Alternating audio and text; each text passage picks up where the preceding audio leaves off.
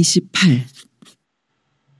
아버지는 얼굴도 몸도 뻘건디는 하나도 없는 뒤 어째 사람들은 아버지 보고 빨갱이라고 할까. 북쪽 진경산 줄기를 넘어온 바람이 나간 뻘을 다른 박질쳐 폭우로 몰려들고 있었다. 썰물진 폭우에 가득 찬 바람은 가을숲을 성가시게 흔들어대고 물살을 못 견디게 괴롭히며 선수머리로 빠져나갔다. 거친 바람결에 시달리는 가을숲에서는 마르고 억센 잎들이 서로 비벼대 서걱거리는 소리가 끊임없이 파문지고 있었다. 바람이 심할수록 날카로워지고 음산해지는 그 소리는 깊은 병을 앓는 신음소리 같기도 했고 한스런 가슴앓이를 못 견뎌 하는 여인의 울음소리 같기도 했다.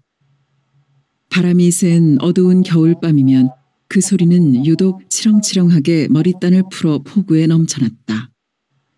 언제부터인지 모르게 그 소리는 바다에 빠져 죽은 홀령들이 추위에 쫓겨 무트로 올라오며 떠오는 소리라는 말이 퍼져 있었다. 그래서 그런지 어두운 겨울밤 방죽길을 걷는 사람은 드물었다. 갈대의 마른 꽃술들은 잎들보다도 몇 갑절 심하게 바람을 타고 떨었다. 갈숲을 뒤흔든 바람은 잇따라 수면을 거칠게 핥아댔다. 바람에 부대낀 물살은 잘게 쪼개지고 서편으로 기웃한 햇살이 그 물조각들에 부딪혀 수없이 많은 금가루를 뿌렸다. 수면이 금빛으로 반짝거림에 비해 거무튀튀한 색깔의 뻘밭은 빈 운동장처럼 넓고 썰렁하게 펼쳐져 있었다. 여름 뙤약볕 아래 그 많던 꽃게도 크고 작은 바닷벌레도 발이 수십 개 달린 갯지렁이도 보이지 않았다. 모두 추위를 피해 뻘 속 어딘가로 숨어든 것이었다. 뻘밭 여기저기에 뚫려있는 빠끔빠끔한 구멍들이 바로 꽃게의 집이었다. 덕순이와 광조는 철도를 넘어 방죽길을 걷고 있었다. 광목 저고리에 검정색 몽당 치마를 입은 덕순이는 단지를 안고 있었다. 속옷을 입고 버선까지 신기는 했지만 속옷이 짧아 걸음을 옮길 때마다 속옷과 버선목 사이로 장단지가 얼핏얼핏 드러났다. 드센 바람결에 단발머리와 몽당 치마가 어지럽게 나부꼈다. 덕순이를 뒤따라 종종 걸음을 치고 있는 광조는 꾀주제하게 때가 낀 수건으로 귀를 싸매고 있었다. 일본 군복을 뜯어 만든 광조의 옷은 한복도 아니고 양복은 더구나 아닌 얼치기였다. 재봉틀이 있을 리가 없는 축산댁이 모양새야 볼 것 없이 추위 막음만을 생각해서 손수 지어 입힌 옷이었다. 둘이는 참개를 잡으러 가는 길이었다. 몸살을 며칠째 앓고 있는 축산댁은 고열에 시달려 입맛까지 완전히 잃고 있었다. 진간장에 푹 담근 참개다리나 씹으면 입맛이 돌아설란지원. 축산댁은 밥상을 밀치며 무심코 말했고 덕순이는 어머니 몰래 참개를 잡으러 나서게 되었다. 다가 물었는가? 광조가 빽 소리를 질렀다. 덕순이는 얼른 뒤돌아섰다. 벌써 두 번째 하는 투정이었다. 조금만 더 가면 돼야. 다리 아프냐? 심통이 난 동생의 얼굴을 들여다보며 덕순이는 온정스럽게 말했다.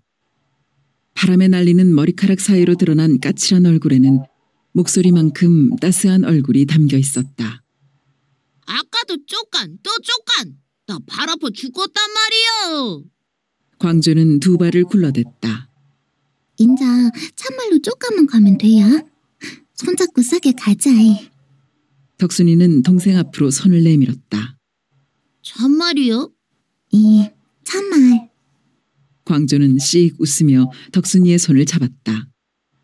둘이는 나란히 걷기 시작했다. 또 엄니 한숨 맨키로 길다. 광조가 불쑥 말했다. 무엇이가? 덕순이가 동생을 쳐다보았다. 방죽 말이여. 방죽이 언니 한숨 맨키로 길어이? 덕순이는 의아해하며 앞을 바라보았다. 방죽길은 끝없이 뻗어가고 있었다. 길고 길게 뻗어나간 방죽길은 점점 가늘어지다가 그 끝은 아물아물하게 흐려지고 있었다. 방죽길 끝이 선수머리에 닿아 있다는 말은 오래전부터 들어왔지만 거기까지 걸어가 본 일은 없었다. 다른 아이들도 거기까지 가볼 엄두를 내지 않았다. 그 멀고 먼 길을 걸어갔다가는 다리에 힘이 빠져 다시 되돌아오지 못할 거라고 아이들은 겁먹고 있었다. 동생은 어째서 어머니의 한숨을 저 방죽길처럼 길다고 했을까? 어머니가 밤낮 없이 내쉬는 한숨을 이어놓으면 방죽길만큼 길어질지도 모를 일이었다. 학교에도 못 들어간 쫓겨난 곳이? 덕순이는 그런 생각을 하는 동생이 갑자기 철들어 보이기도 했고 건방지게 느껴지기도 해서 입을 삐죽였다. 그려 언니 한숨이 방죽보다 더 길런지도 모르지. 덕순이는 동생의 손을 꼭 쥐었다. 엄니 한숨은 아버지 부르는 소린디. 아버지는 그 소리 들을란가? 하모, 아버지가 누군디 다 듣겠지. 그러면 아버지는 어찌 대답하는가? 아버지도 한숨 쉴까? 아니요, 남잔디. 원체 남자는 짜증나게 한숨 쉬는 것이 아니요. 그런데다가 아버지는... 덕순이는 그만 말을 꿀꺽 삼켰다. 하마터면 아버지는 대장인디 할 뻔했던 것이다. 그런데다가 아버지는 어쨌다는 것이요? 어째 말을 호담한가? 광조가 누나를 올려다보며 맞잡은 손을 흔들었다. 아니요. 누가 듣는디 아버지 이야기하지 말어요. 덕순이는 사방을 두리번거리며 말했다. 누나 니는 바보 빙신 겉보여. 여기 방죽에 순사가 있냐 군인이 있냐? 사람은 우리 둘뿐인데 어째 아버지 이야기 못하게 하는겨? 덕순의 손을 뿌리친 광조는 목청껏 소리치고 있었다. 네 어머니 말 잊어버렸냐? 알어 다 알어. 반말은 쥐가 듣고 낱말은 새가 들으니까 입 놀리지 말란 말 다 안단 말이요. 광조는 계속 소리 지르며 숨을 시근거렸다. 다 암수로 어째 그러는겨? 여기는 쥐도 새도 없고 바람뿐이란 말이요. 우리가 아버지 이야가 아무리 배가 터지게 해도 바람에 다 날아가 뿐단 말이요. 정말 그래. 덕순이는 하늘을 바라보았다. 눈이 시리게 맑고 푸른 하늘이 넓고 넓을 뿐 바람은 보이지 않았다. 덕순이는 옆 얼굴을 간지리며 나붓기는 머리칼을 쓸어 올리다가 문득 느꼈다. 나 여기 있어. 바람이야.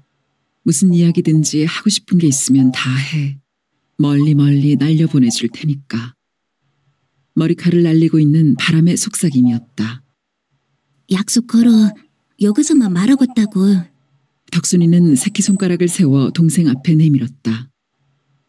광조는 누나의 새끼손가락에 자기의 새끼손가락을 걸며 씩 웃었다. 오늘 일 엄니한테도 세상 누구한테도 비밀인 것인께 알겠어이? 광조는 누나의 눈을 쳐다보며 고개를 끄덕였다. 둘이는 손을 잡고 타박타박 걷기 시작했다. 포구에는 물새 한 마리 날지 않고 갈숨만 바람에 물결치고 있었다. 아버지는 얼굴도 몸도 뻘건디는 하나도 없는디 어째 사람들은 아버지 보고 빨갱이라고 할까? 덕순이는 대답이 난감해졌다. 공산당의 이름이 빨갱이인 줄만 알았지 어째서 빨갱이라고 하는지는 생각해본 일이 없었던 것이다. 그냥 공산당 이름이 빨갱이제. 그러면 성이 공산당이고? 금매. 덕순이는 고개를 갸우뚱했다. 근데 어째 순사나 군인들 이름은 발행이가 아니여? 그런 걸 나가 어떻게 하냐. 덕순이는 그만 짜증스럽게 내쓰었다. 학교 댕김스렁 그런 것도 몰라? 학교에서는 그런 것 안 가르친 게 모르지. 네 공부 잘한다는 것은 거짓말이여. 다 놈들 시험지 보고 써서 점수 잘 받은 것이지? 덕순이가 동생의 손을 획 뿌리치며 걸음을 멈춰섰다. 네 참말로 분질를겨? 동생을 노려보고 있는 덕순이의 기세는 안고 있는 단지를 곧 내동댕이 칠 것만 같았다. 누나는 그런 걸 다 안 줄 알았는지. 광조는 눈을 내리깔았다. 금방 기가 꺾이는 동생을 보자 덕순이는 마음이 짠해졌다. 알고 싶은 것을 속 시원하게 알 수 없게 되니까 억지 소리를 한 것이었다. 동생이 알고 싶어하는 것을 제대로 가르쳐줄 수 없는 것이 자신의 잘못이라고 뉘우쳐졌다. 광주야, 그런 생각 다 잊어버려라. 그런 것은 어른들끼리 하는 일인게. 덕순이는 동생의 머리를 쓰다듬었다. 광주는 무슨 말인가를 하려다 말고 고개를 끄덕였다. 덕순이는 동생의 손을 잡고 다시 걷기 시작했다. 동생은 또 무슨 엉뚱한 생각을 하고 있는지 말없이 걷기만 했다. 덕순이는 돈이 없어 약도 지어다 먹지 못하고 끙끙 앓고 있는 어머니를 생각했다. 다리마다에 털이 숭숭 나고 눈이 툭 붉어진 참개를 10마리쯤 잡아 단지에 담갔으면 싶었다.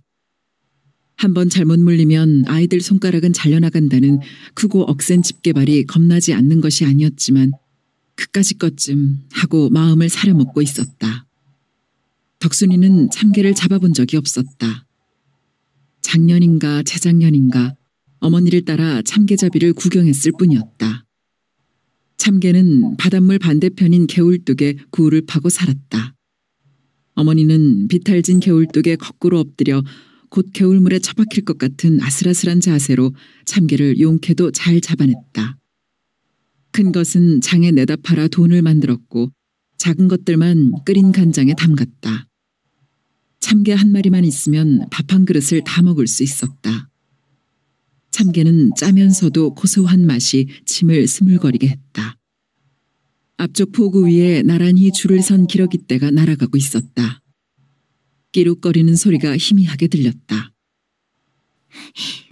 물오리 날리는 거 본께로 저녁이 다디하는갑다.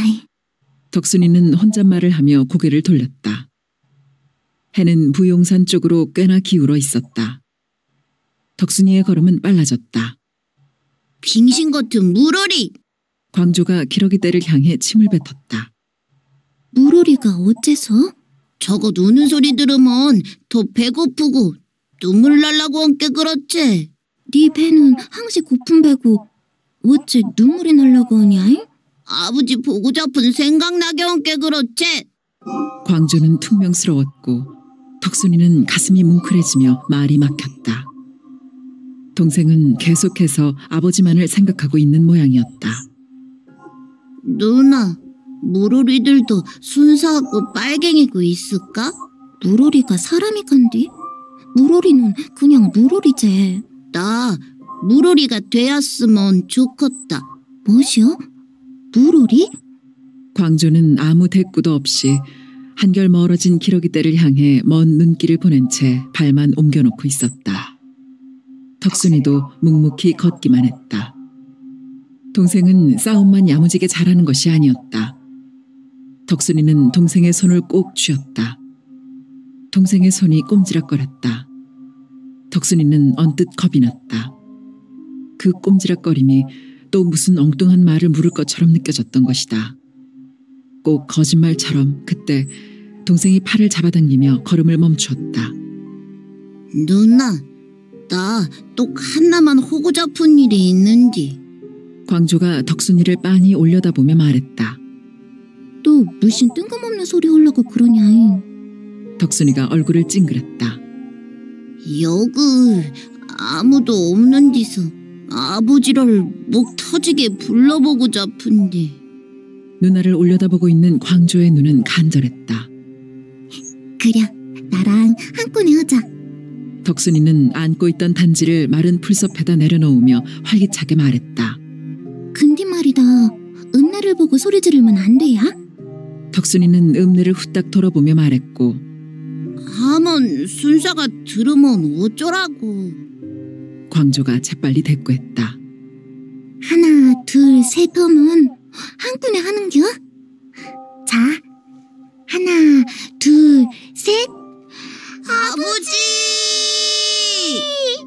산수머리를 향해 선 덕순이와 광조는 허리가 차츰차츰 구부러져 반으로 접힐 때까지 목청을 뽑고 있었고 바람은 둘이의 긴 외침을 멀리 실어갔다.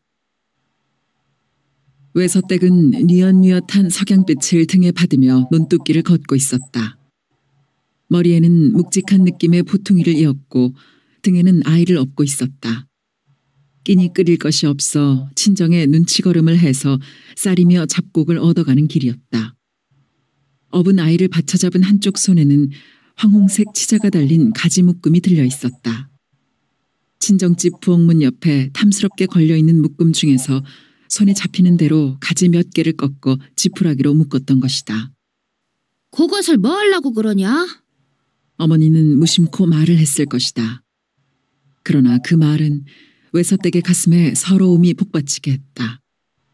어머니의 말은 끼니 끓일 것도 없는 신세에 치잠을 들여 옷에 입기는 틀렸는데 그것을 가져가면 무슨 소용이 있느냐는 뜻으로 들렸던 것이다. 머리에는 곡식 말을 이고 뒤에는 아이까지 매단 거추장스러운 몸가짐으로 치자 가지를 꺾으려고 비척거렸던 것은 아무래도 어울리는 짓은 아니었을 것이다. 그러나 햇볕에 마를수록 선연한 황홍색을 피워내는 치자들이 무슨 꽃다발인 양 벽에 거꾸로 걸려있는 것을 보는 순간 그것을 꺾고 싶은 욕구가 불현듯 가슴에서 일렁였던 것이다. 그건 어쩌면 처녀적의 그리움이 되살아나서였는지도 모르고 아니면 곡식을 얻으려 친정의 눈치걸음하는 무색함을 다소나마 감추려 했음인지도 모른다. 남달리 큰 젖가슴이 근심거리이던 처녀 시절에 그녀가 유달리 좋아했던 꽃이 봉숭아와 치자꽃이었다. 꽃이라면 어느 꽃이나 다 곱고 예쁘지 않을 수가 없었지만 꽃이라고 다 마음에 드는 것은 아니었다. 눈바람 속에서 제일 먼저 피는 진홍빛 동백꽃에서부터 찬바람이 비쳐서야 꽃망울을 여는 보랏빛 들국화까지 꽃은 헤아릴 수 없이 많았다.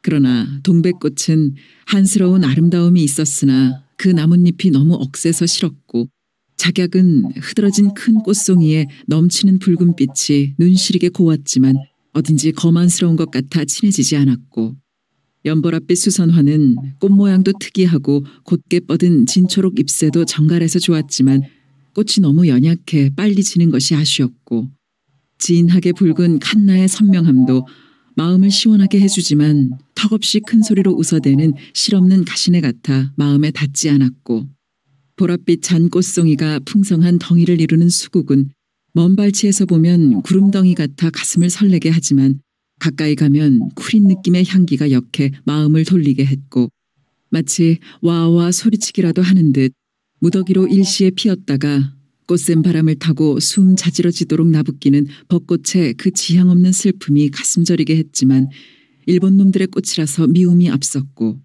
땅바닥에서 반뼘도 자라오르지 않고 연분홍 꽃을 피우는 채송화의 그 앙증스러움도 귀여웠으나 그건 예뻐할 수는 있어도 이쪽 마음을 담을 수는 없었고 장딸게 붉은 벼슬 빼박은 맨드라미는 싱그런 꽃이었지만 계절이 바뀌어도 시들거나 변할 줄을 모르는 그 둔감이 지루했고 보랏빛 꽃망울을 열어 가을을 장만하는 것 같은 들국화는 그 외로움이 마음을 끌어당겼지만 한편으로 그 외로움이 앞으로 팔자가 될까 두려워 뒷걸음치게 했다.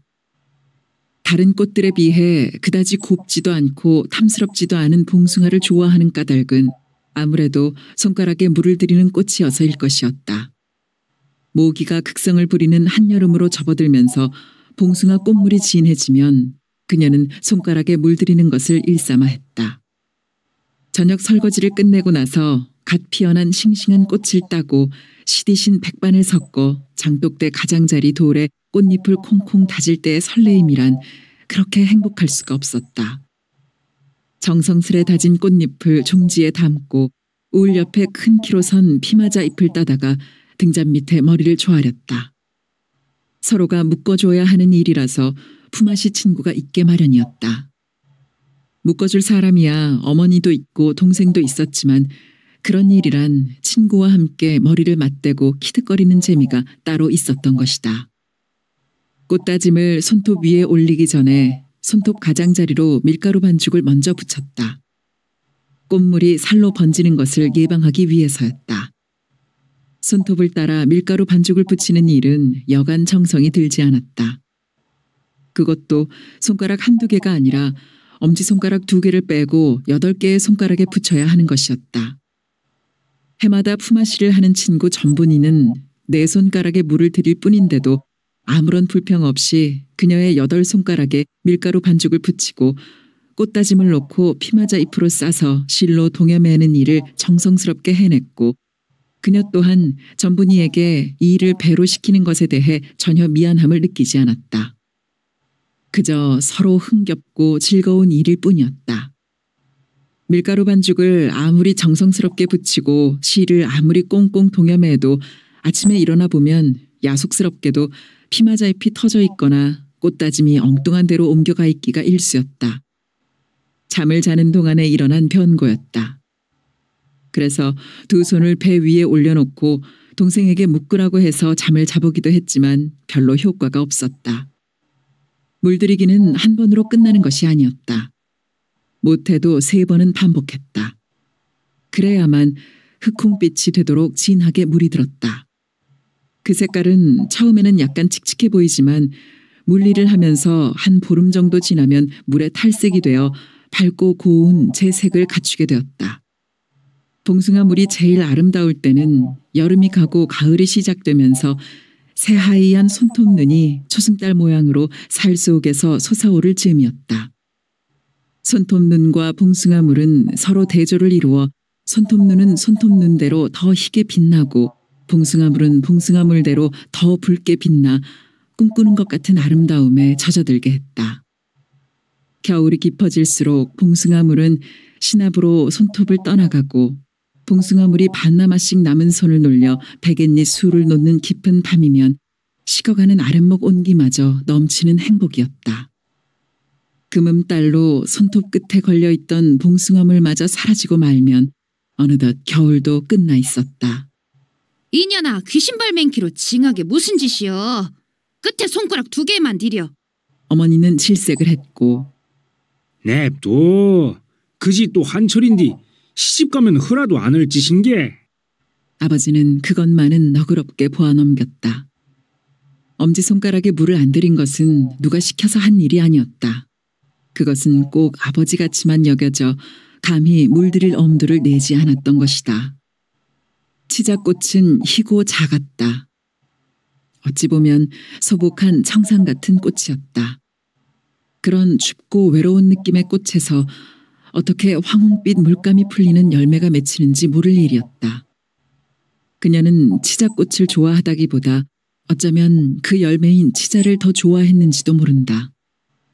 잘 마른 치자를 반으로 쪼개 물에 띄우면 누에실처럼 풀려나가는 황홍빛 물감.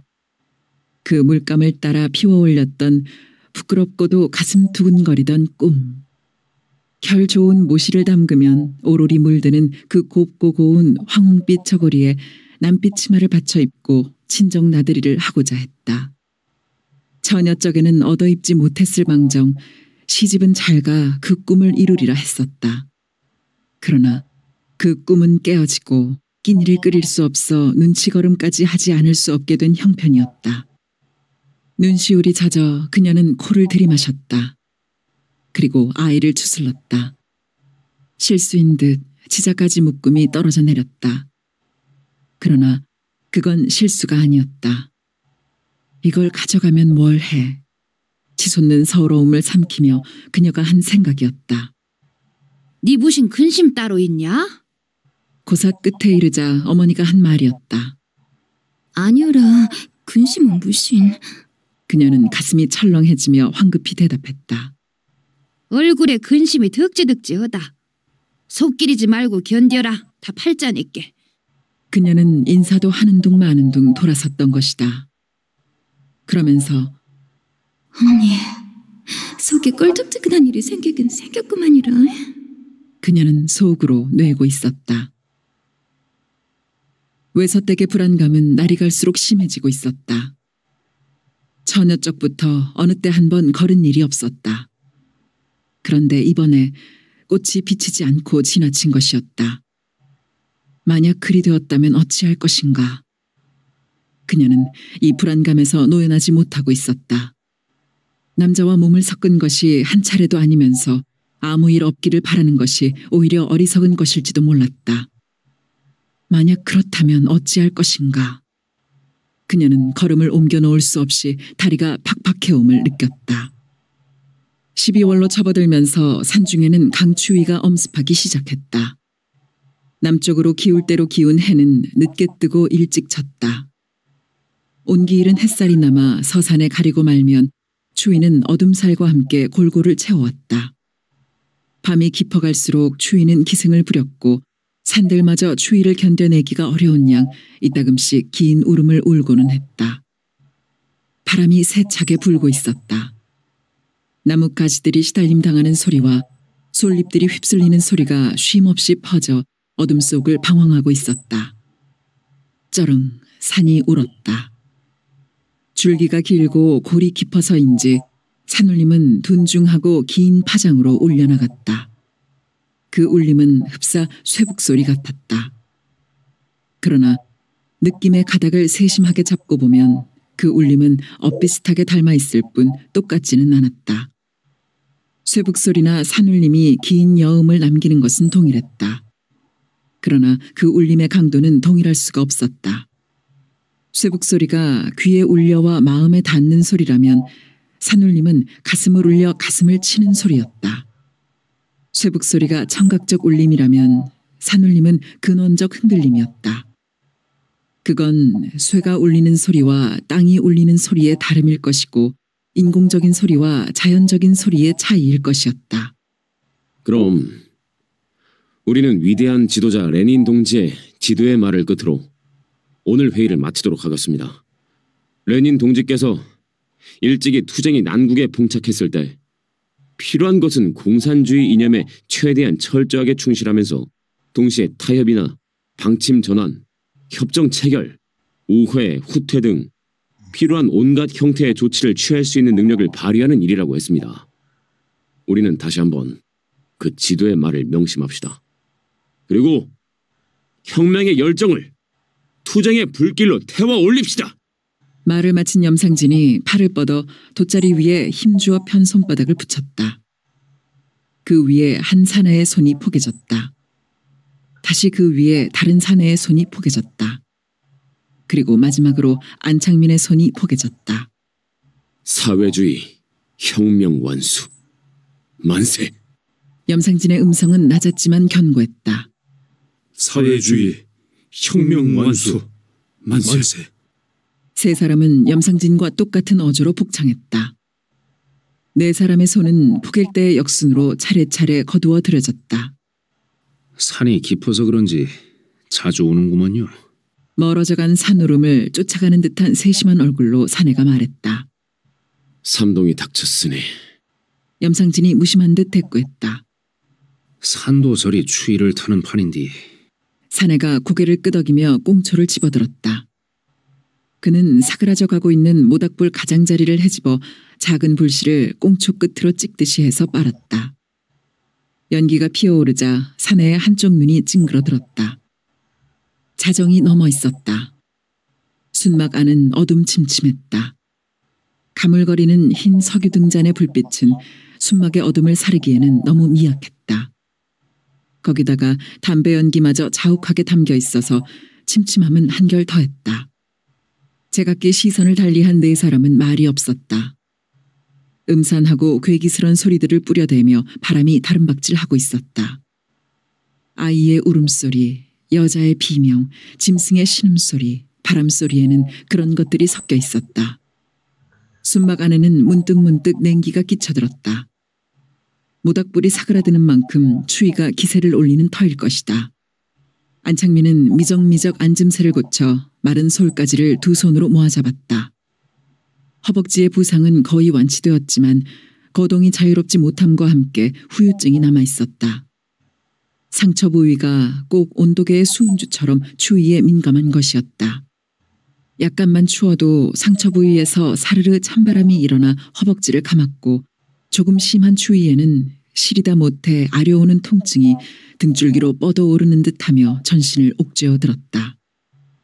안동무, 그냥 앉아 있으시오. 말을 하지 않고 왜? 염상진이 재빨리 다가들어 안창민의 손에 들린 솔가지를 빼앗듯이 했다. 안동무가 추위를 많이 타는 것은 요번에 피를 많이 쏟아불어 몸이 허해져서 그럴 것이오. 보를 시켜야 할 것인디 때려잡을 맷도야지도 없고. 말끝을 얼버무린 사내가 입술이 데일 정도로 짧아진 꽁초를 한쪽 눈을 찡그려 붙이며 빨아댔다. 그의 감기지 않은 한쪽 눈은 염상진의 옆 얼굴에 박혀 있었다. 그러잖아도 보약을 지옥에 조처했소. 염상진이 사내의 눈길을 이미 의식하고 있고 그 의미까지 다 파악하고 있다는 듯 솔가지를 옮겨놓으며 나직하게 말했다. 참말로 잘 하셨구마이라. 잘 하셨어라. 자아래 유난히 힘을 넣으며 연신 고개를 끄덕이는 사내의 음성은 그지없이 밝았고 염상진을 바라보는 그의 눈길에는 진한 신뢰감이 흐르고 있었다. 그는 염상진의 하부 조직인 조성책 오판돌이었다. 보약도 환약으로 지을 수가 있는데요. 여지껏 오판돌 옆에 묵묵히 앉아있던 사내가 입을 열었다. 그는 보성책인 이혜룡이었다. 염상진은 솔가지를 부러뜨리며 엷게 웃었다. 이혜룡답게 기민한 머리 회전이라 여겨졌던 것이다. 물론 환약도 생각해봤소. 그러나 그 당약에 비해 효과가 느릴 뿐만 아니라 적다는 건 상식 아니오. 2번 먹을 보약도 아니겠고 당약으로 짓게 했소. 약효야 두말할 것 없이 그런디 당약 때리자면 애잠 묵을 것인디요. 오판돌이 넓적한 어깨를 추스르며 고개를 갸웃했다. 염려 없소. 내 손으로 할 일이니까. 염상진의 담담한 어조였다. 가는 솔가지들이 톡톡 소리를 내며 시로라기 같은 연기를 피워올리기 시작했다. 염상진은 숨을 한껏 들이켜 한 곳을 향해 길게 내뿜었다. 사그라져 가던 불씨들이 바알같게 살아오르며 연기가 더 진하게 일더니 솔가지에 확 불이 붙었다. 불길이 일어남과 동시에 연기가 줄어들었다. 그래, 불길이 일듯이 불꽃이 피듯이 그렇게 끝없이 일어서는 것이다. 나무만 있으면 불길은 끝없이 타오르게 마련이다. 다만 일시적 악조건이 닥침으로써 불씨가 재 속에서 그 열도를 지키듯 자신들은 은신하는 동안 혁명 의지를 투철하게 지키는 혁명의 불씨여야 하는 것이다. 그리하여 땔감과 산소만 공급되면 언제 어느 때나 불길을 일으키는 불씨처럼 자신들은 혁명의 불씨로 이글거려야 하는 것이었다. 아니다. 불씨처럼 타동적이어서는 안 된다. 불씨는 땔감이 주어지고 산소가 공급될 때에만 비로소 불길을 일으킬 뿐이다. 끝내 땔감과 산소가 주어지지 아니하면 불씨는 재 속에서 소멸되고 마는 것이다. 혁명은 그런 수동성이 아니다. 혁명은 능동이며 행동이며 투쟁이다. 일시적 은신은 재 속의 불씨로 숨어 수동적이 되는 것이 아니라 보다 더 결정적이고 성공적인 혁명 성취를 위한 능동적 투쟁의 연속인 것이다. 혁명의 열정은 불 같아야 하고 혁명의 의지는 물 같아야 하는 것이다. 불길처럼 활활 타오르는 열정을 갖되 물길처럼 끊임없이 흐르는 끈기를 지녀야 하는 것이다. 한 방울의 물이 끝끝내 바다에 이르듯 한 사람 한 사람 모든 혁명 전사들이 불길 같은 혁명의 열정과 물길 같은 혁명의 의지를 고수하는 한 기필코 혁명의 바다, 인민의 해방의 바다에 당도하고 말리라. 그날의 승리와 영광을 믿을진대 투쟁이 고통일 수 있으며 고난이 고생일 수 있으며 죽음이 두려움일 수 있으랴. 염상진은 불길을 응시한 채 몇 시간에 걸친 회의를 되새기고 있었다. 오판돌이나 이혜룡의 혁명적 열정이나 의지는 소나무처럼 굳세고 청청했다. 인자 밤도 애지간히 저문상 싶고 새복에 길 뜨자면 눈도 쪼까 붙여야 쓸 거인디 한 가지 염려 실은 것이 있구마이라. 오판돌의 말에 염상진이 눈을 들었다. 다른 것이 아니고 삼동이야 대장님이 계획하고 예비하신 대로 그작저작 난다고 해도 그 다음이 또 문제 아이겠는 게라. 입이 한둘이 아닌 식구들인디. 오동무, 그 점은 염려 안 해도 될 거요. 거기에 대비해서 당 중앙은 지금 모종의 계획을 수립하고 있는 중이요. 알겠구먼요. 오판돌의 수긍하는 태도는 확실하고 분명했다. 그건 당 중앙에 대한 신뢰의 표현으로서 완전 무결한 태도였다. 염상진은 당 중앙을 내세움으로써 옹색스런 답변을 대신했을 뿐이었다. 그러나 그건 임기응변이나 임시변통이 아니었다. 부하에게 당을 신성시하고 신뢰하게 하는 것은 중간책으로서 마땅히 해야 할 일이었다. 오판돌의 염려가 아니었더라도 염상진은 벌써부터 해동 후의 문제에 대해 내심으로 고심하고 있었다. 상황의 변화에 따라 대처해 나간다는 대전제 아래 몇 가지 방법을 구상했었다. 그러나 어느 방법도 아직 확신을 갖게 하지 않았다. 자신이 거느리고 있는 병력은 이미 옛날의 지하세포 조직이 아니었다. 전투 병력화해서 집결되어 있었다. 무력투쟁 이전에 그 병력 유지를 위한 의식 문제 해결이 급선무였다. 더 하실 말씀 없으신가요? 이혜룡이 물었다. 없소. 그만 눈들 붙이도록 하시오. 염상진이 이글거리는 솔가지 불 위에 장작들을 엇갈리게 놓아가며 말했다. 대장님도 지무셔야지라. 오판돌이 벽에 등을 기대고 팔짱을 끼며 염상진을 쳐다보았다. 그러지요. 먼 길 왔다가 또 떠나자면 너무 늦었소. 어서들 주무시오. 염상진은 오판돌을 향해 고개를 끄덕여 보였다. 오판돌은 흐뭇한 웃음을 지으며 눈을 감았다.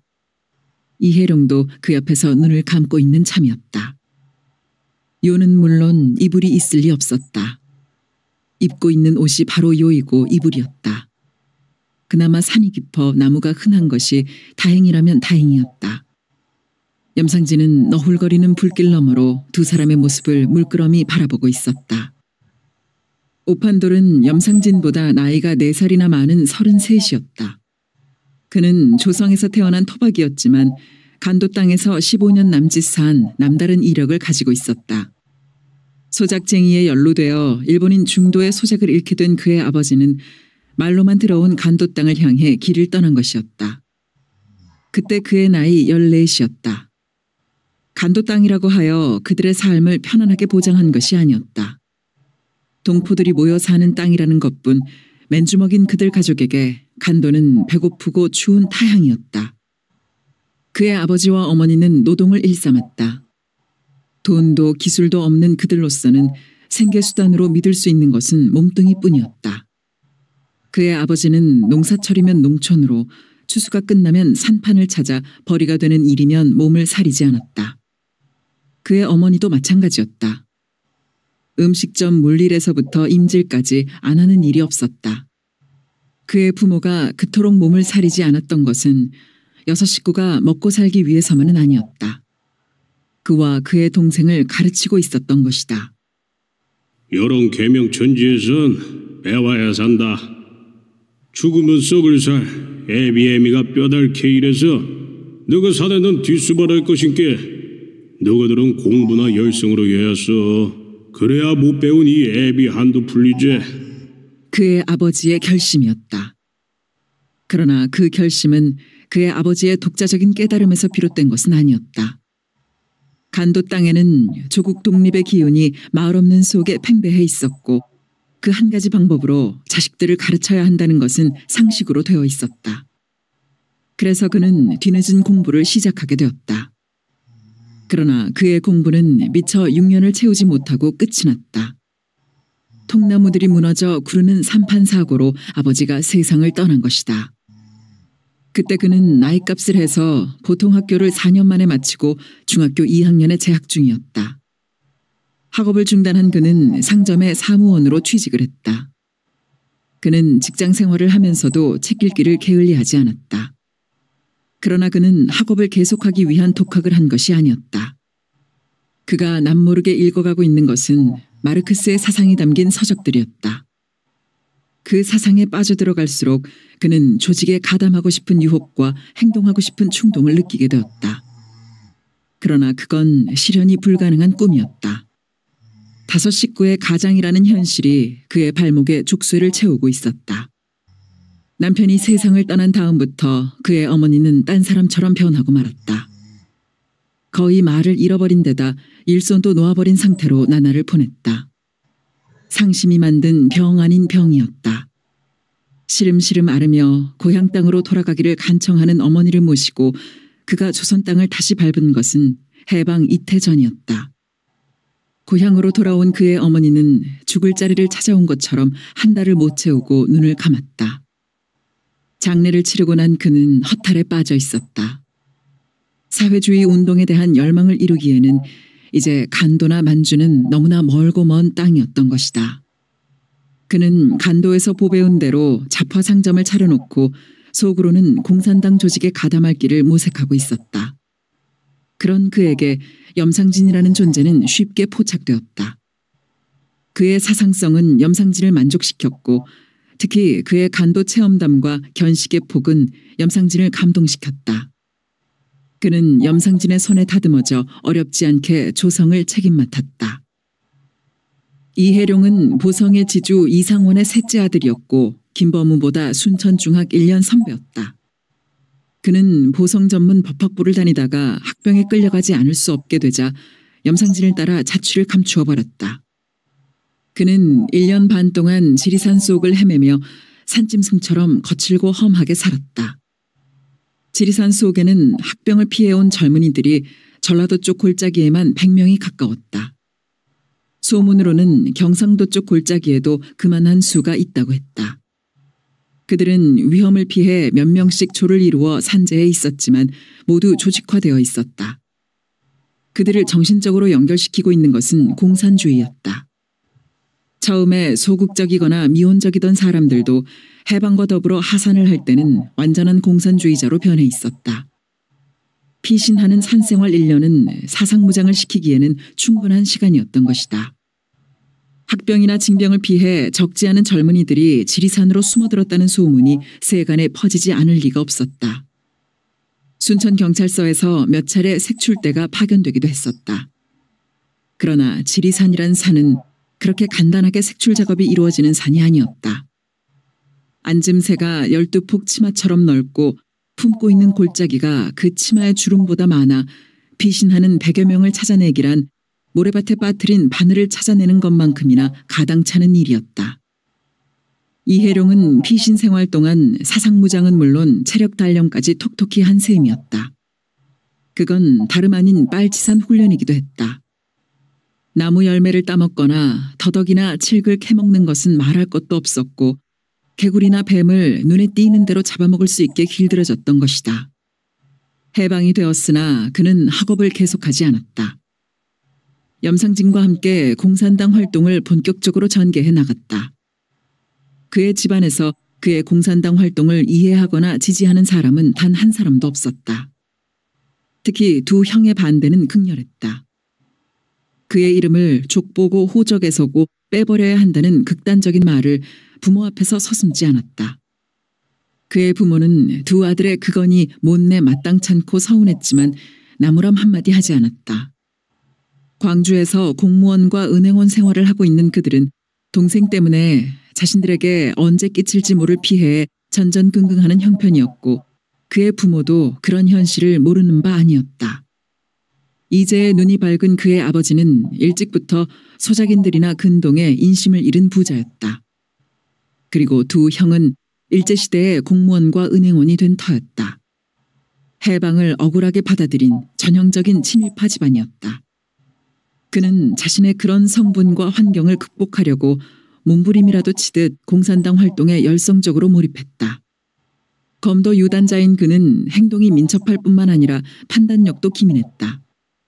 총의 휴대 유무와는 상관없이 그의 허리춤에는 언제나 퉁소가 꽂혀 있었다. 그는 어쩌다가 그 퉁소를 불기도 했지만 그것은 오히려 호신용 검도였던 것이다. 어떤 불리한 상황에 처해 퉁소를 뽑아들었다 하면 그는 혼자 힘으로 서너 명의 상대를 물리치는 실력을 발휘했다.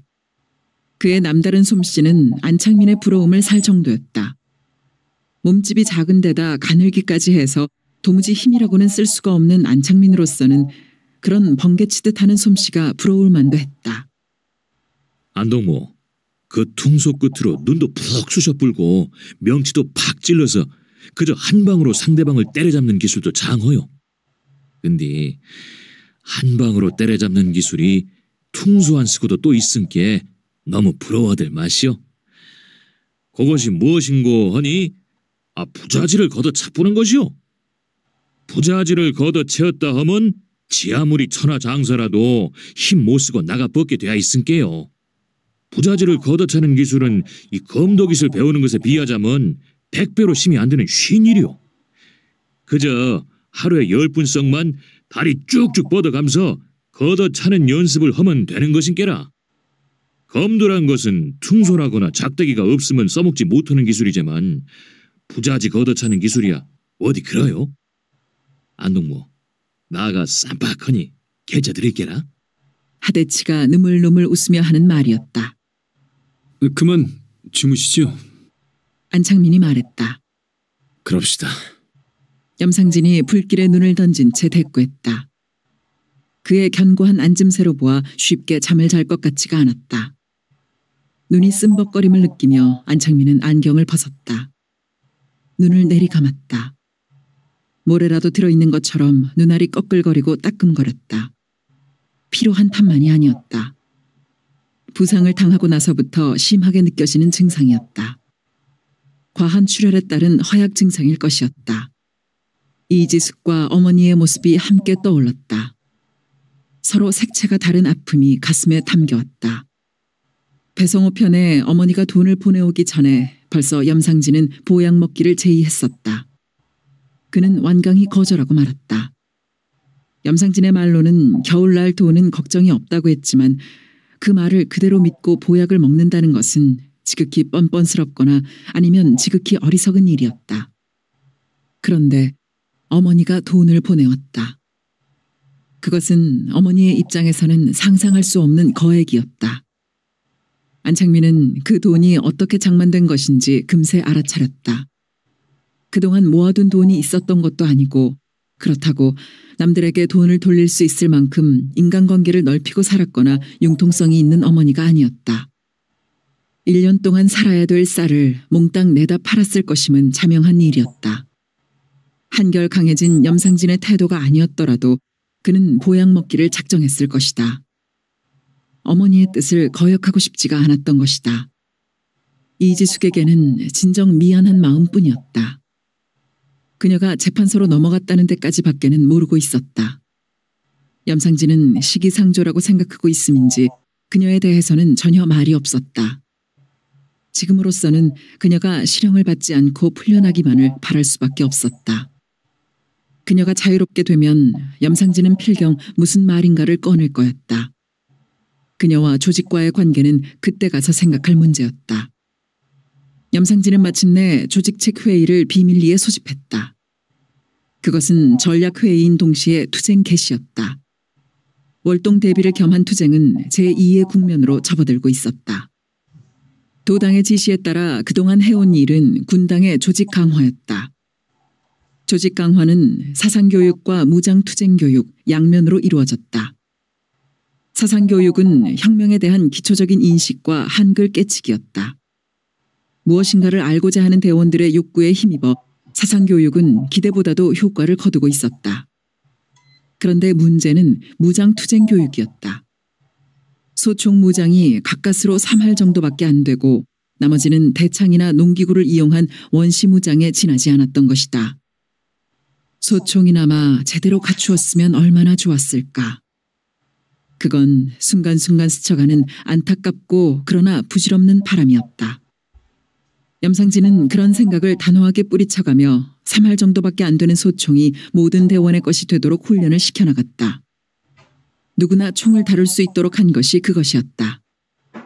그리고 무장투쟁과 산생활에 필요한 모든 것을 익히게 했다. 비밀 아지트 장소 물색 요령, 그것을 만드는 법, 전호 구축 방법, 산의 경사면을 타야 하는 필요성과 요령, 은폐의 여러 가지 방법, 암호의 이용과 비상선 찾는 법 등 다양했다. 그런데 그런 것들에 앞서서 그가 제일 중요하게 생각하고 치중한 것이 기동성 기르기였다. 적보다 기민하고 신속하게 움직일 수 있는 것. 그는 그것을 유격대의 기본이고 생명이라고 생각했다. 그래서 그는 주력을 기르기 위해 산타기를 계속시키면서 그런 여러 가지 훈련들을 실시했다. 무장의 빈약을 극복할 수 있는 유일한 방법은 상대를 압도할 수 있는 행동의 기민성뿐이었다. 대원들은 그 점을 충분히 납득했고 조계사는 그 능력을 기르는데 안성맞춤이었다. 조계사는 경사가 급한 데다 나무가 많았고 다른 산줄기들을 많이 거느리고 있어서 여러모로 좋은 훈련장이었다. 산은 탈수록 그 요령이 늘게 마련이므로 주력은 보통 기준의 3배 정도까지 빨라져야 한다는 것이 그가 세운 목표였다. 그는 그 목표 달성을 위해 대원들을 독려하고 이끌었다. 그런 훈련들은 별다른 어려움 없이 목표에 다다라 있었다. 염상진은 담배에 불을 붙였다. 야산 무력 투쟁 개시. 그는 다시 뇌었다. 상황의 진전에 따라 당연히 올 것이 온 것이었다. 14연대가 여수에서 일어나지 말고 제주도까지 가서 그곳 동지들과 합류했으면 오히려 좋지 않았을까요? 읍내를 떠나온 직후에 안창민이 한 말이었다. 그의 말은 꽤나 깊은 의미를 담고 있었다. 그것은 날이 갈수록 궁지에 몰리고 있는 제주도의 4.3 투쟁을 다시 활성화시키면서 반면에 몇몇 지역을 겨우 일주일 안팎으로 장악하고 나서 지하 조직을 전부 노출시켜야 하는 손실은 보지 않았을 것 아니냐는 뜻이었다. 안창민의 지적은 결과론이기는 해도 매우 예리하고 논리적이었다. 제주도에 고립된 투쟁에 어떤 돌파구가 마련되어야 한다는 것은 현실적으로 절실한 문제였다. 어디에서나 마찬가지로 제주도에서도 총지휘를 맡고 있는 미군은 공군과 해군으로 섬을 완전 봉쇄하고 육군의 군경병력과 서북 청년단을 합세시켜 인민투쟁을 잔악하게 저지해 나가고 있다는 것은 널리 알려진 사실이었다. 그런 상황에서 14연대가 아무런 통제나 의심을 받지 않고 제주도로 들어가 동지들과 한덩어리가 될 수 있었다면 그것보다 더 좋은 기회는 없었을 것이다. 완전 무장한 연대 병력의 투쟁화. 그렇게만 되었다면 제주도의 투쟁은 완전히 새로운 전기를 맞게 되었을 게 아닌가. 그러나 그것은 어디까지나 불행하게 된 결과에 집착해서 나오게 된 방법론일 뿐이었다. 눈을 크게 뜨고 보면 적은 제주도에만 있는 것이 아니고 남쪽 땅 전역에 있었으며 미군을 완전히 척결하기 위해서는 어차피 투쟁은 전역화할 수밖에 없었다. 그 필연적인 현실 앞에서 안창민의 생각은 무의할 뿐이었다. 미군정이 공산주의를 용납할 수 없는 적으로 단정한 이상 미군은 혁명의 적이 아닐 수 없었고 그 본격적이고 대대적인 싸움이 바로 10일 인민항쟁이었다. 그 싸움을 통해 미군정은 일찍이 자기들 멋대로 부정해버렸던 조선인민공화국의 실체를 완전히 파괴하고 제거해버렸던 것이다. 해방과 함께 인민들이 새 나라 세우기를 염원하며 자발적 협동으로 이룩한 수많은 인민위원회를 군정은 산산이 부쉈고 자각한 인민들을 수없이 죽였다. 군정의 그 행위는 이미 구축된 혁명민족국가의 기틀을 파괴하고 인민들이 갖추고 있는 국가 수립 능력을 말살하려는 만행이었다. 군정은 그 만행을 통하여 인민의 적이 되기를 자청했고 인민을 적으로 삼는다는 것을 자인했다. 그것은 곧 남쪽 땅의 식민지화 선언이었고 인민의 노예화 선언이었다. 그 흉계를 본격적으로 실천에 옮기기 위해 1단계로 좌익의 무력 탄압을 공개적으로 가속화시켰으며 2단계로 괴뢰 정권을 세우려는 단독 선거 실시안을 내놓게 되었다. 그러나 군정의 흉계는 각본대로 착착 진행될 수는 없었다. 인민의 투쟁 의지는 엄연히 살아있었던 것이다. 그 불길은 바로 제주도에서 솟아올랐다. 미제국주의자들의 식민지 지배를 거부하는 제주도 인민항쟁은 결국 거기서 단독 선거를 실시할 수 없도록 치열하게 전개되었다. 군정의 무력으로 괴뢰 정권은 세워졌지만 또다시 전라도 땅에서 투쟁의 불길은 오른 것이다. 괴뢰 정권이 세워지고 최초로 일으킨 대규모의 투쟁. 그 의미는 결코 작을 수가 없었다. 제주도의 투쟁을 확산시키고 미국의 흉계를 박살낼 수 있도록 투쟁은 전개되어야 하는 것이었다. 마침내 제2단계 투쟁이 앞으로 다가와 있었다. 염상진은 모닥불의 불꽃을 응시하고 있었다. 역사의 확신 위에 이 한 몸 저 불꽃처럼 태우리라. 소화와 들몰댁은 각기 다른 장소에서 고문 취조를 당하고 있었다. 계란 장수로 변장한 정하섭이 현부잔의 별장에서 하룻밤을 머물며 돈을 장만해 떠난 것을 청년단에서 알아챈 것이었다. 끈아풀에게 별장에서 나와 소화가 전송하는 장면을 들켰으므로 범행을 부인할 도리가 없었다. 끈아풀의 보고를 받은 염상군은 계엄사령관이나 경찰서장에게 알리는 것은 뒷전 쳐놓고 정하섭을 뒤쫓아 청년 단원들을 비상 출동시켰다. 회정리 3구와 장양리를 거쳐 진트제에 이르기까지 2시간이 넘게 수색을 했지만 정하섭의 모습은 자취가 없었다.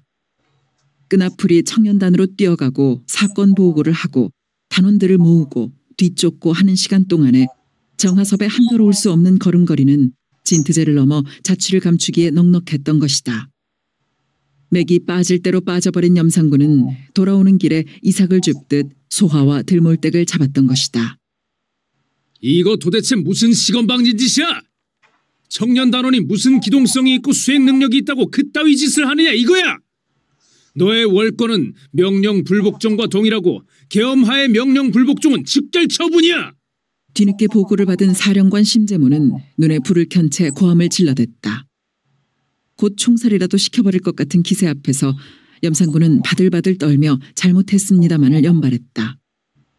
심재모가 그렇게 감정이 고조된 것은 단순히 빨갱이를 놓쳤기 때문만은 아니었다. 사흘 전에 해결지은 정사장 사건의 후유증이 의외로 커서 신경을 소모하고 있는데 그 보고를 받은 것이었다. 서민영에게 진정서 작성을 은밀하게 제의하자 그는 오히려 고마움을 표하며 그 일을 맡고 나섰다. 그는 이틀 만에 400여 명의 도장을 받은 진정서를 정식으로 제출했다. 그 신속성과 사람 수의 많음에 심재모는 놀라지 않을 수 없었다. 불편한 몸을 이끌고 이틀 동안에 그 많은 사람들의 도장을 받아낸 것은 유치장에 갇혀있는 소작인들이 한시라도 빨리 풀려나기를 바라는 서인영의 마음인 것을 느낄 수 있었다. 그리고 그 많은 사람들이 호응한 것을 보자 소작인들을 관대하게 조처하기로 한 자신의 판단에 만족감과 자신감을 동시에 느꼈던 것이다. 심재모는 진정서를 접수한 다음 날 오전에 정 사장과 네 소작인을 동석시킨 가운데 사건 종결을 알렸다. 400여 은민들의 진정을 받아들이지 않을 수가 없고 7일간의 구속 상태로 가해의 잘못은 충분히 면죄된 것으로 판단되어 귀가 조처한다. 단, 사인의 가해자는 피해자의 치료비 및 일체의 피해에 대하여 보상하여야 한다. 피해자는 가해자들에 대한 감정을 이성적으로 수습하고 일체의 피해 보상을 받아들이는 선에서 본 사건의 종결에 동의하여야 한다. 이런 결정을 내리고 몇 시간이 지나지 않아 후유증은 터지기 시작했다. 당신 벌교 지주들을 홍어 조수로 하는 기여 아니면 개 조수로 하는 기여? 늦하고 싹수머리 없는 자긴 놈들 편을 들었다는디 그래갖고 벌교 바닥서 붙어나질상 싶으단가? 거기는 어떻게 생각하셔? 윤삼거리라는 사람의 전화였다. 왔다매 명사 또 나으리시오? 어허 해박인지 지랄인지 되니까 깨구락지도 뛰고 짱뚱이도 뛰고 오만 잡곡들이 다 띠임스러 자긴 놈들이 상전집을 쳐들어와 가족을 복날 개패디 끼우고 집을 두들겨 부시는 무법천지가 되었는데 법을 지키게 하고 질서를 잡겠다고 온 사람이 그런 폭도들을 엄벌하는 것이 아니라 대대 편을 들어 기를 키워줘? 명사 또 안나 벌교 땅에서 솟았네 그랴? 사또 나으리 사또께서 받으시는 월급이 누가 낸 돈인 줄은 아시는가? 다 우리 같은 지주들이 뭉텅뭉텅 낸 돈이다 그것이요. 벌교가 객가라는 것은 아시겠지? 객가는 짜운 물이 많이요. 우리는 그런 땅 지주들인께 딴 땅 지주들보다는 훨씬 짜울 것이구만. 그 짜운 맛을 앞으로 간간하니 보고 싶은 모양이구만. 솔찬히 속 시리시리탈 것인께 물이나 수십 동 잘 준비해 두라고 해. 최익달이라는 사람이 걸어온 전화였다. 그가 아연한 것은 협박에 앞서 지주라는 사람들이 거침없이 쏟아내는 상스러운 말투였다.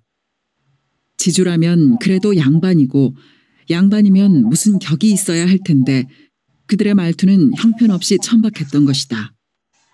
아무리 감정이 상했다 하더라도 그런 말투를 서슴없이 내뱉는다는 것은 이해가 되지 않았다. 그것이 이해되기까지는 꽤나 시간이 걸렸다. 지주들의 압력은 그것으로 끝난 것이 아니었다. 대책위원회를 조직하기 위해 남원장에 모인다느니 광주도청과 경찰국에 사건 조사를 의뢰한다느니 그들의 움직임이 심재모의 신경을 날카롭게 자극하고 있었다. 그런데 대낮에 읍내에 침투한 빨갱이를 발견하고서도 놓쳐버렸다는 것이다. 그 과실이 지주들의 귀에 들어가면 그들은 그 사건을 새 무기로 삼아 자신을 더욱 강하게 공격해 오리라는 것을 심재모는 직감했던 것이다. 직책상 그것은 피할 도리가 없는 공격이 될 거였다. 그는 흥분하지 않을 수가 없었다. 도대체 그놈은 어떤 놈이야? 정하섭이라고. 술도가 정사장 큰아들로. 뭐라고? 정사장 아들? 염상구의 말을 무지른 심재모의 음성은 얼굴만큼 밝아지고 있었다.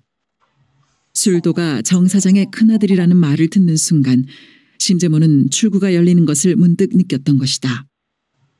두 여자를 잡아왔다고 했지? 예. 철저히 신문에서 배우를 완전히 캐내. 관련자는 하나도 남김없이 뿌리를 파내란 말이야. 알겠어? 예. 철저히 명령 수행하겠습니다. 심재모는 정사장과 그 아들의 침투가 어떤 식으로든 연결되어 있기를 바라며 그런 명령을 내렸다. 그것은 지주들의 움직임을 제지하고 그 압력에서 벗어날 수 있는 유일한 출구일 수 있었던 것이다. 심재모의 명령을 받은 염상구는 소화를 불탄 경찰서의 지하실로 끌어다가 초장부터 메타작을 시작했다. 심재모 앞에 보란듯이 공을 세우려다가 오히려 궁지에 몰려버린 염상구는 분풀이할 때가 필요했던 판인데다가 남김없이 뿌리를 파내라는 명령이나마 철저히 지켜 궁지에서 빠져나갈 기회를 잡아야 했던 것이다. 그래서 염상구의 매질은 무작스럽게 가해졌다.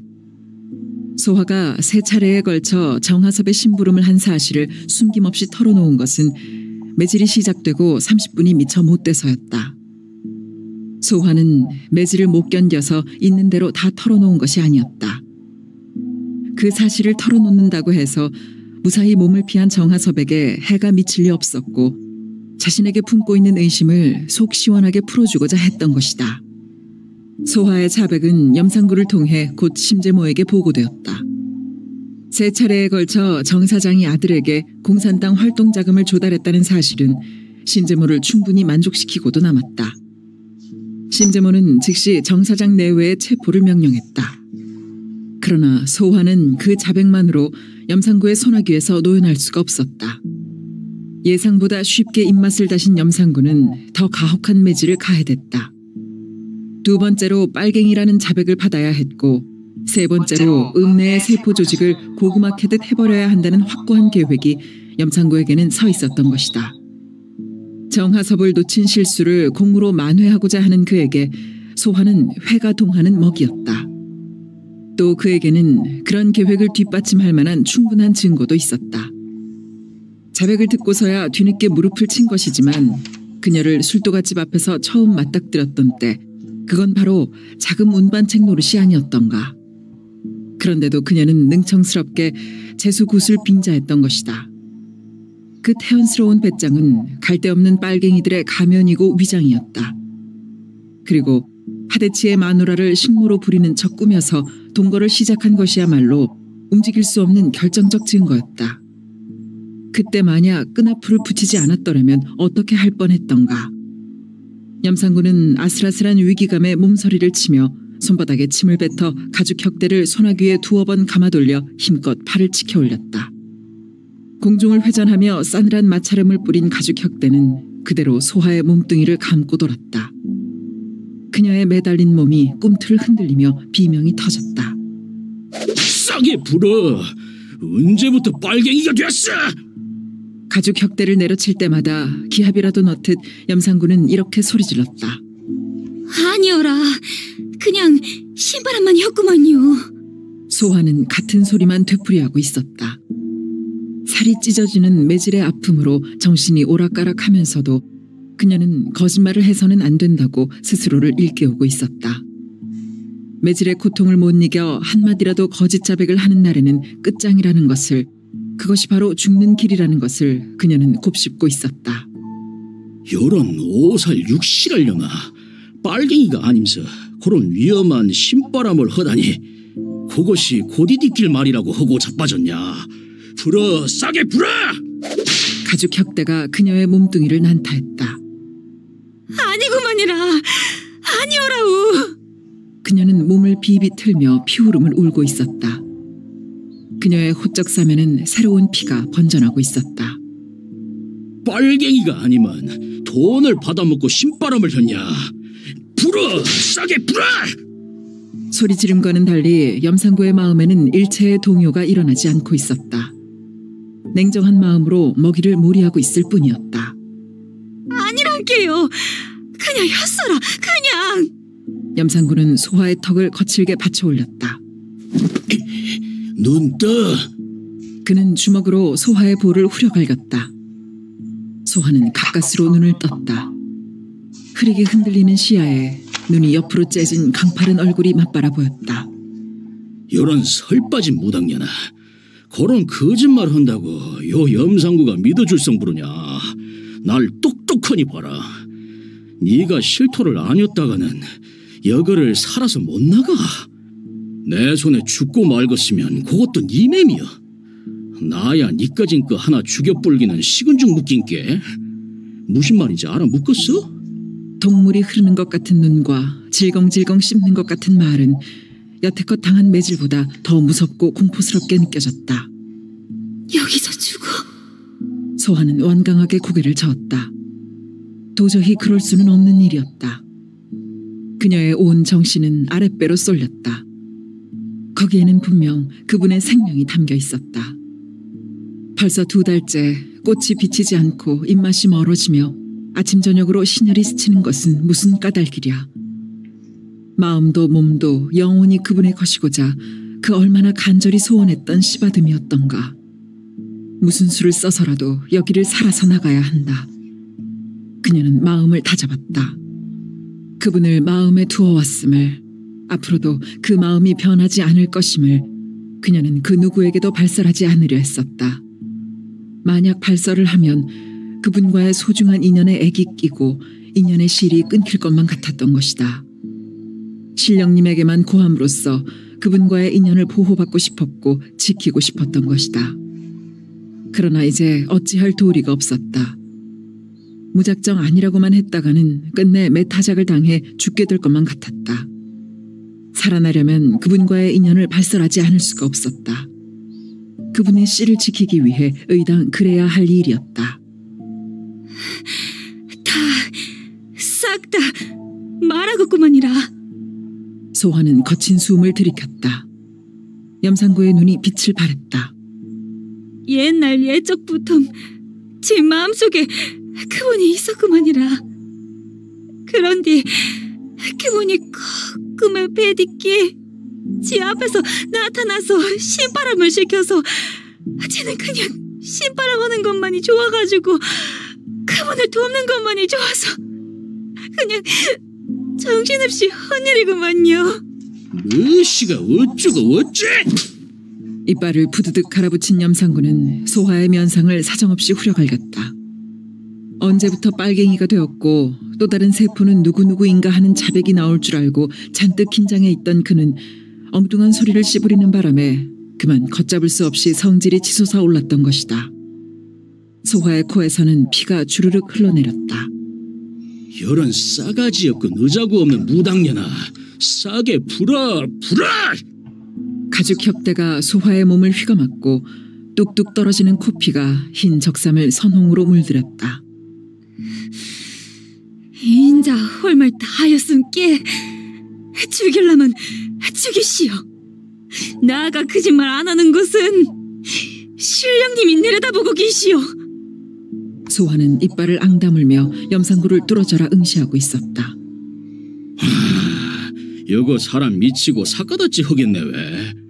선생년도 사랑타령 무당년도 사랑타령. 여런 이미를 놈의 세상이 어찌 돌아가니라고. 지집년들이 먼 처음 꼬랑댕이를 치고 칠할 연병이여 이거. 암탈기 먼저 울어 날 새는 법 없는디 암컷들이 요래 설레발 치는 것 본께로 망조가 들어도 단단히 망조가 든 더러운 놈의 세상이다. 흔디 지집년들이 설레발을 쳐도 한도가 있지. 이년들이 문딩이고 빨갱이고 안개리는 것은 어쩐 일인기여? 빨갱이 좆대감지에는 개존맨키로 신이 들었는감? 한바탕 떠들어댄 염상구는 칵 가래를 도두어 내뱉었다. 그리고 책상 위에 종이를 푹 찢어 손바닥으로 비벼서는 소화의 코에 틀어막았다. 코피가 멎을 줄을 모르고 흘러내렸던 것이다. 그가 소화의 코를 틀어막아주는 것은 결코 그녀를 위해서가 아니었다. 출혈이 과해 다음 취조에 지장을 줄까 봐서였다. 염상군은 가죽 혁대를 책상 위에 던지고 손바닥을 털었다. 잠시 휴식을 취하며 출출한 배를 채워 기운을 돋을 필요를 느꼈다. 그는 지하실 철문을 밀었다. 한편 들몰댁은 형사부장 장길춘에게 고초를 당하고 있었다. 식모로 위장해 무당과 함께 살며 어떤 공산당 활동을 했고 염상진에게 무슨 지령을 받고 있으며 정하섭 외에 어느 입산자와 접선했으며 남편 하대치는 몇 번이나 다녀갔고 읍내 세포는 누구누구인지를 추궁당했다. 그러나 들몰댁으로서는 하나도 모를 소리였다.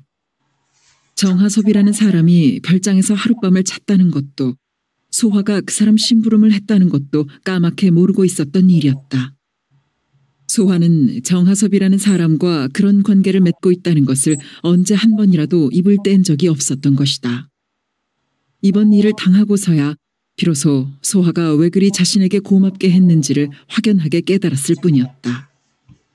그리고 일손을 들이자면 사람은 얼마든지 많을 터인데도 왜 굳이 자신을 택했는지도 알 것 같았다.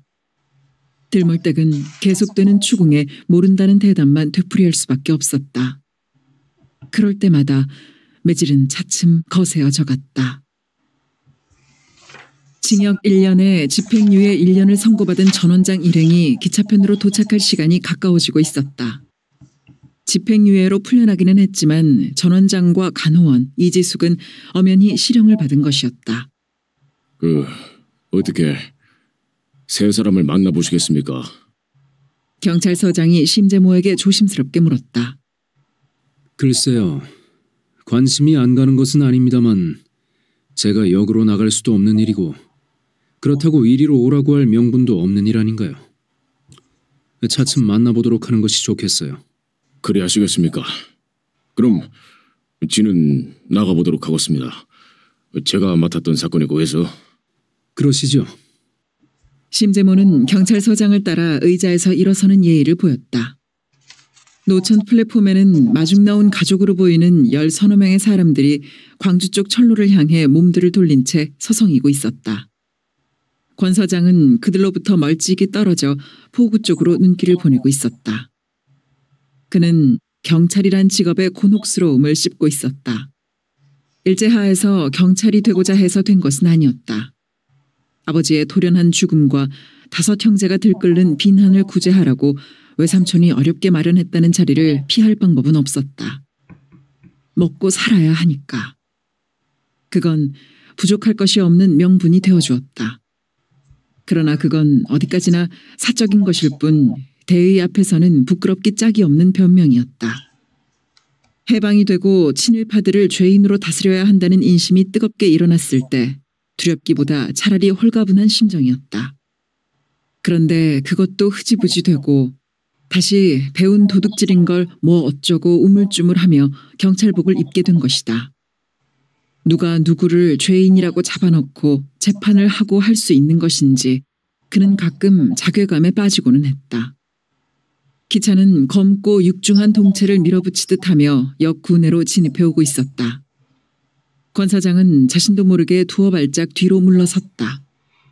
달리는 기차를 근거리에서 대할 때면 그 거리와 상관없이 일어나는 반사작용이었다. 증기를 내뿜으며 육박해오는 기차는 언제 보아도 숨을 씩씩거리며 달려드는 성난 황소 같았다. 검은 칠을 맥질한 터무니없이 큰 체구에 못생기기까지 한 기차는 도무지 사람 손으로 조작되는 기계 같지가 않았다. 자주 대하는 것에 비해 정이 붙지 않기로는 돈풍깨나 깔고 앉아 거드름을 피우는 지방유지라는 사람들과 흡사했다. 기차가 멈추자 마중 나온 듯한 사람들의 발길은 우왕좌왕 엇갈리고 있었다. 권병재는 아까부터 김범우를 찾아보고 있었지만 그의 모습은 거기에 끼어 있지 않았다. 아마도 광주에서 전원장 일행과 함께 내려오는 모양이었다. 김범우. 나이에 비해 의젓하고 당당하고 그러면서도 겸손하고 침착한 사나이. 그도 한때 염상진과 함께 사회주의에 물들어 있었다고 했다. 사실 일제치하에서 고등교육을 받은 사람치고 똑바른 정신과 올바른 양심으로 조국과 민족의 장래를 염려했다면 사회주의에 경도되지 않을 수가 없었을 것이다. 일본 경찰이나 헌병들이 공산주의자나 사회주의자나 아나키스트나 모두 한두름에 엮어 색출하느라고 그렇게 혈안이 되었던 것만큼 그것은 일본을 무너뜨릴 수 있고 조국과 민족의 독립을 쟁취할 수 있는 방법으로 믿어졌을지 모른다. 염상진이라는 사람도 김범우와 비슷한 사람일까? 그는 아무런 근거 없이 언제부터인가 두 사람이 많이 닮았을 거라는 생각을 하게 되었다. 권병재는 웅성거리는 사람들 사이에 시선을 고정시켰다. 전명환 원장이 그 천진스러운 것 같은 웃음을 웃고 있었다. 그런데 얼굴은 몰라볼 정도로 수척해져 있었다. 사형수가 사형장으로 끌려나갈 때는 이미 혼이 다 빠져나가 버린다고 했다. 마지막 소원으로 담배를 받아 피우거나 하는 짓은 제정신으로 하는 행동이 아니라는 것이었다. 사람이 갇히고 조사받고 포승에 묶이고 하는 것은 반사형을 당하는 고초나 다름없었다. 매질 앞에 장사 없다는 말이 있지만 그야말로 구속 송치되는 과정에서 제대로 견뎌내는 장사가 없음을 그는 경험을 통해서 잘 알고 있었다. 그는 전 원장에게 표현할 길 없는 죄의식을 느끼고 있었다. 분명 그의 진실을 알면서도 법원 송치를 시키지 않을 수 없는 것이 직업상의 괴로움이었다. 전 원장 옆으로 반쯤 등 돌린 채 두 손으로 얼굴을 가리고 우는 여자가 있었다. 부인인가 싶었지만 이내 간호원이라는 판단이 왔다. 그 옆에 고개를 약간 숙이고 있는 여자가 이지숙이었던 것이다. 이지숙은 간호원과는 달리 무표정한 얼굴이었다. 그녀의 창백하게 여윈 얼굴은 섬뜩한 느낌이 들 정도로 냉정해 보였다. 저 여자는 독을 품고 있구나. 그의 머리를 스치는 생각이었다. 그는 전 원장에게 가지는 죄의식과는 또 다른 곤혹감에 빠지고 있었다. 징역 1년에 집행유예 1년. 그 실형은 그녀에게서 교직을 박탈할 것이다.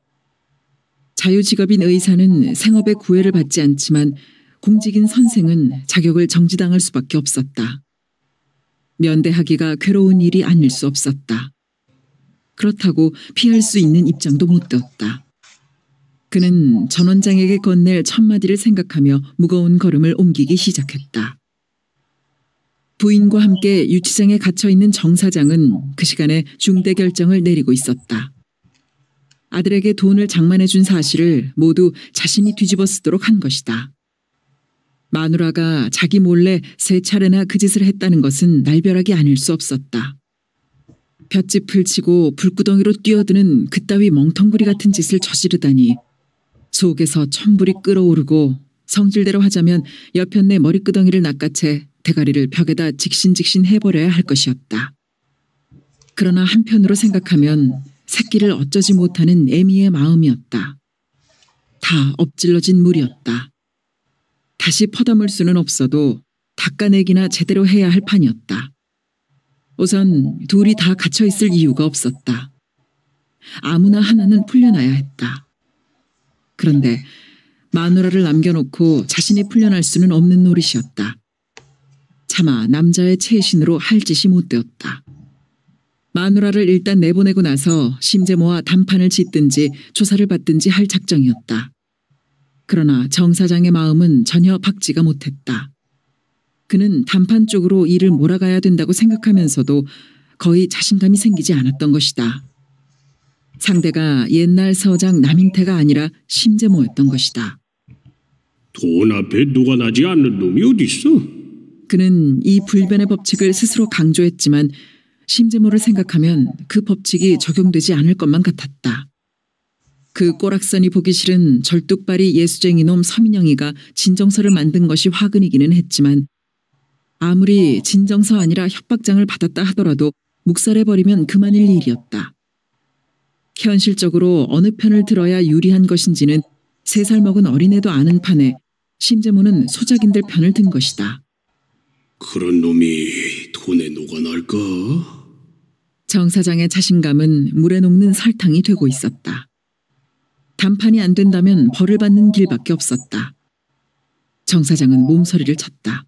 그것은 끔찍해서 생각하기조차 싫었다.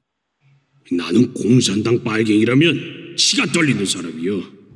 하섭이 그놈 이름을 호적에서 파라면 파고 지우라면 지울 수 있어. 그는 속으로 외쳐댔다. 하섭이 그놈은 자식이 아니었다. 낳고 키운 공을 갚지는 못할 망정 애비를 2번씩이나 유치장에 쳐놓은 놈이었다. 아무리 생각해도 집안을 망쳐먹고 말 놈이었다. 그래서 벌교를 뜨려고 했던 것이 아닌가. 어쩌자고 하필이면 이 대목에서 사건이 터진단 말인가. 정 사장은 생각할수록 안타깝고 애가 탔다. 뚝뚝 차렸나. 빨갱이질을 헤쳐먹으려면 들키지나 말고 헤쳐먹을 일이지. 정 사장이 감정을 누리지 못하고 내뱉은 말이었다. 무슨 소리다요? 세운 무릎에 얼굴을 받고 쪼그려 앉았던 나간댁이 황급히 고개를 들었다. 아이 무슨 소리는 무슨 소리? 정 사장은 아는 정 보던 정 없이 내질렀다. 그리고 주머니를 더듬었다. 손이 헛짚혔다. 유치장에 갇히며 압수당한 담배가 있을 리 없었다. 그는 이빨을 뿌드득 갈아붙였다. 나간댁은 그런 남편한테서 얼른 시선을 거두어 다시 무릎에 얼굴을 묻어버렸다. 이틀 동안 줄기차게 고문을 당한 소화는 혼미한 의식 속을 헤매고 있었다. 위로 치켜들려 묶인 두 팔의 통증도 잊은 지 오래였고 매질의 아픔도 둔감해져 가고 있었다.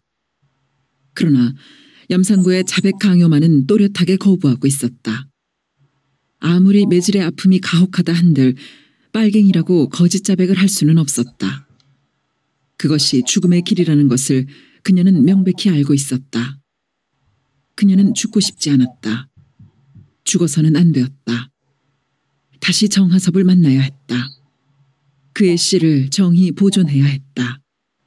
그 일념은 매의 아픔도 이겨내게 했고 거짓 자백도 거부하게 했다. 매질이 가해질 때마다 그녀는 신령님을 불렀다.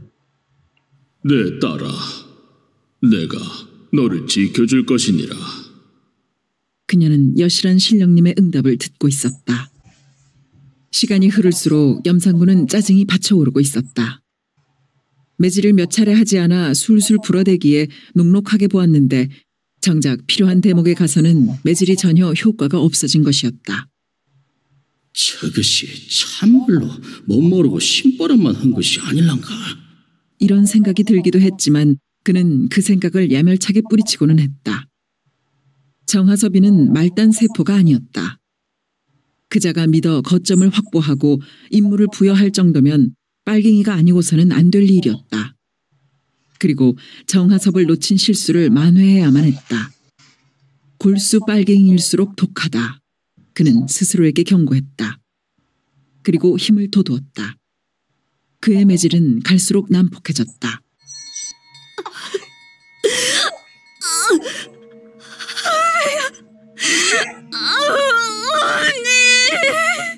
소화가 몸을 비비 틀며 신음을 토해냈다. 한바탕 매질을 하고 나서 의자에 걸터 앉아 담배를 빨고 있던 염산구는 후딱 소화 쪽으로 고개를 돌렸다. 언니, 나 죽어. 소화는 몸부림치며 발을 버둥거렸다. 춘현이 어찌 저려? 염산구는 이상한 예감이 들어 담배를 내팽개치며 의자에서 벌떡 일어섰다. 어째 이리야? 어째? 정신 차려! 염산구는 소화의 턱을 틀어잡았다.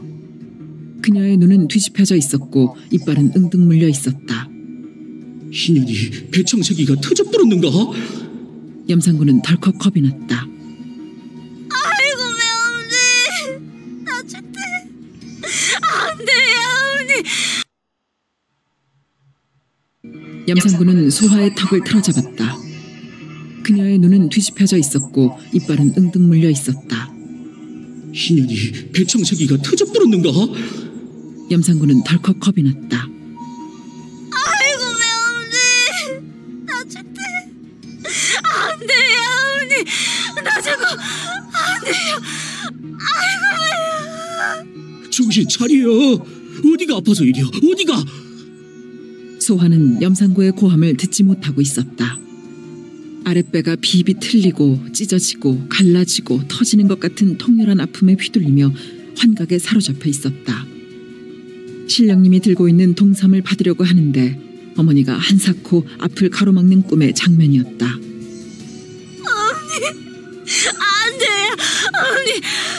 언니! 염상군은 심상치 않은 느낌이 들어 두 팔을 매달아 묶은 밧줄을 풀었다.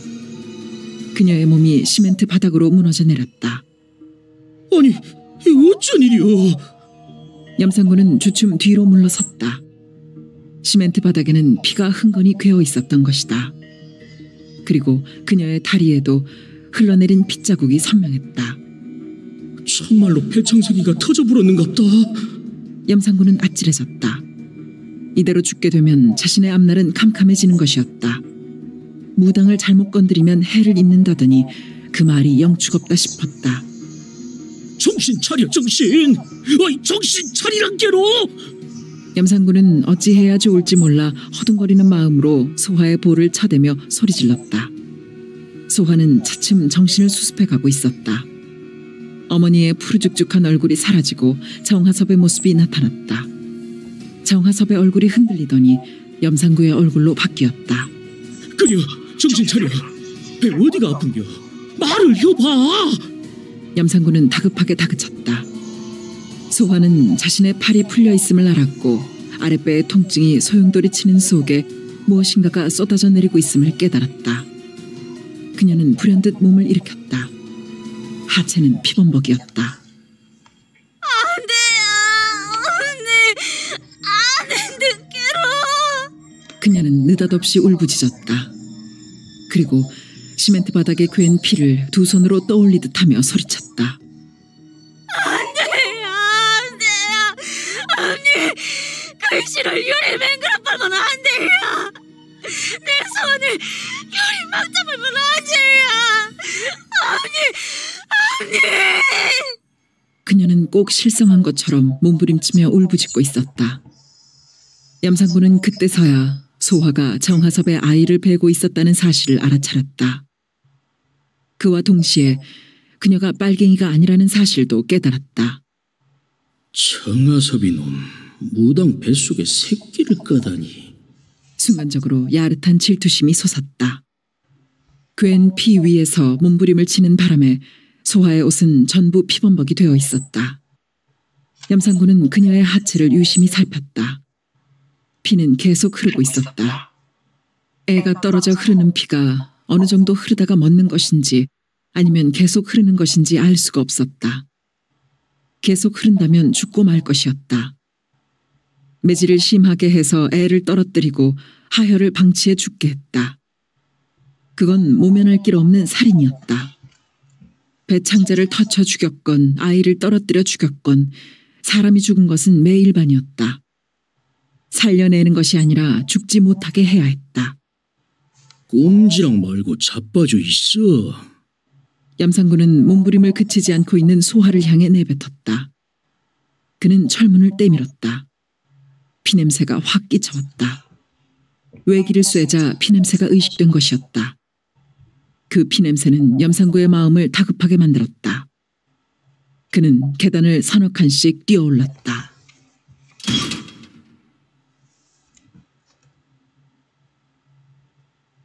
(29) 대나무 전설. 첫 얼음이 얼었다. 11월의 하늘을 검은 날개로 뒤덮던 까마귀 떼들은 어디로인지 자취를 감추어버리고 12월의 하늘은 기러기 떼 차지가 되었다. 기러기 떼는 까마귀 떼와는 달리 아무리 많은 무리가 날아도 하늘을 어지럽히는 일이 없었다. 언제나 정연한 대오를 갖추어 날았고 우지즘도 대오만큼 정확하게 박자를 맞추는 합창이었다. 얼음이 얼고 철새가 기러기뿐이면 바야흐로 엄동이 열린 것이었다. 삼남의 겨울은 늦게 오고 일찍 떠나갔다. 바다 가까운 남녘은 더욱 그러했다.